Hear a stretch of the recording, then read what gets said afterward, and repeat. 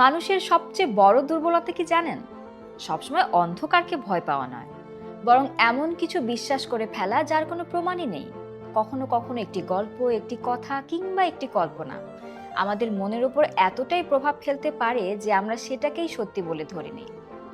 আজকের গল্পটি এমনই এক মানুষের, যে নিজের চোখে যা দেখেছিল সেটাই সত্যি বলে বিশ্বাস করেছিল, কিন্তু বাস্তবতা ছিল সম্পূর্ণ ভিন্ন। এটি বিশ্ববিখ্যাত লেখক সাকির অসাধারণ টুইস্ট গল্প, দ্য ওপেন উইন্ডো। ফার্মটন নামের একজন ভদ্রলোক ছিলেন। তিনি দীর্ঘদিন ধরে স্নায়বিক দুর্বলতা ও মানসিক চাপে ভুগছিলেন। ডাক্তার তাকে কিছুদিন শহরের ব্যস্ততা থেকে দূরে শান্ত পরিবেশে কাটানোর পরামর্শ দিয়েছিলেন।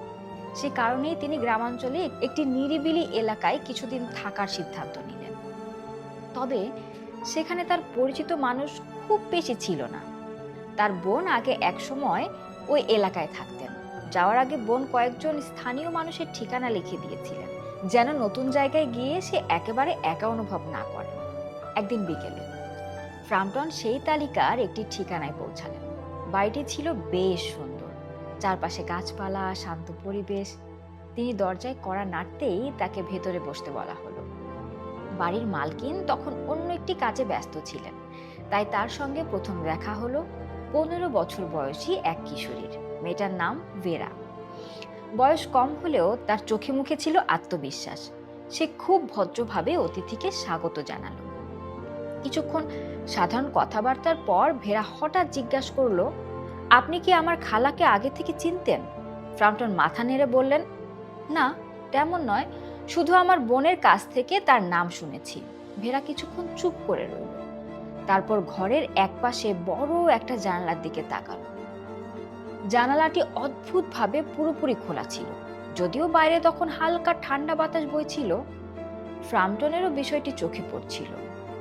ভেরা ধীরে ধীরে বলল, আপনি কি জানেন এই জানলাটা কেন সবসময় খোলা থাকে? ফ্রাম্পটন বললেন, না, জানি না। মেয়েটির মুখের অভিব্যক্তি হঠাৎ গম্ভীর হয়ে গেল। সে নিচু স্বরে বলতে শুরু করলো, আজ থেকে ঠিক 3 বছর আগে এই দিনেই একটা ভয়ঙ্কর ঘটনা ঘটেছিল। আমার খালার স্বামী আর তার 2 ছোট ভাই শিকারে বের হয়েছিলেন। তারা কাছের জলাভূমির দিকে গিয়েছিলেন, কিন্তু আর কখনো ফিরে আসেননি।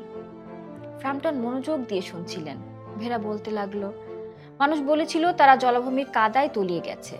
তাদের মৃতদেহ কখনো পাওয়া যায়নি। কিন্তু আমার খালা এখনো বিশ্বাস করেন তারা একদিন ফিরে আসবে। তাই প্রতিদিন সন্ধ্যায় তিনি এই জানলাটি খোলা রাখেন, যেন তারা ফিরে এলে আগের মতো করেই এই পথ দিয়ে ঘরে ঢুকতে পারেন। ঘরের ভেতরে যেন এক অদ্ভুত নীরবতা নেমে এলো। ফ্রাম্পটনের শরীরের ভেতর হালকা শীতল অনুভূতি ছড়িয়ে পড়ল। তিনি আবার খোলা জানালার দিকে তাকালেন। হঠাৎ জানালাটি যেন আর সাধারণ কোনো জানালা মনে হলো না। মনে হলো এটি কোনো অপেক্ষার প্রতীক, এক অসমাপ্ত দুঃখের স্মৃতি। ঠিক তখনই বাইরে থেকে কারো পদশব্দ ভেসে এলো, আর ভেরা ধীরে ধীরে জানলার দিকে তাকিয়ে ফিসফিস করে বলল, ওরা ওরা ফিরে আসছে। মুহূর্তে ফ্রাম্পটনের বুক ধক করে উঠল। সে দ্রুত জানালার দিকে তাকালো, কিন্তু বাইরে কি দেখা গেল? সত্যিই কি মৃত মানুষ ফিরে এসেছিল, নাকি এর পেছনে লুকিয়ে আছে অন্য কোনো রহস্য? আচ্ছা, আপনার কি মনে হয়?